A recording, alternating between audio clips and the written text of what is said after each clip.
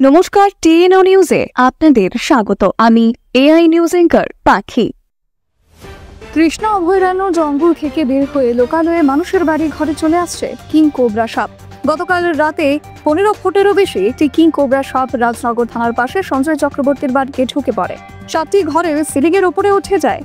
তারপর রাতে খবর পেয়ে কৃষ্ণা অভয়ারণ্যের অতিরিক্ত বন্যপ্রাণী সংরক্ষক সুকান্ত সরকার সহ বন দপ্তরের আধিকারিকরা সেখানে চলে আসেন, কিন্তু রাতে এত বড় সাপটিকে ধরা সম্ভব হয়নি। আজ সকাল 11টায় বাড়ির মালিক সঞ্জয় চক্রবর্তী সাপটিকে আবারও দেখে। খবর দেওয়া হয় বন দপ্তরকে। আজ এই কিং কোবরা সাপটিকে উদ্ধার করে ইডেন অফ তৃষ্ণাতে ছাড়া হয়েছে।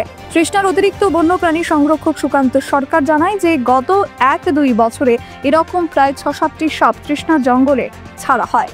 যারা বনে জঙ্গলে যান তাদেরকে সাবধানে চলাফেরার কথাও তিনি বলেছেন।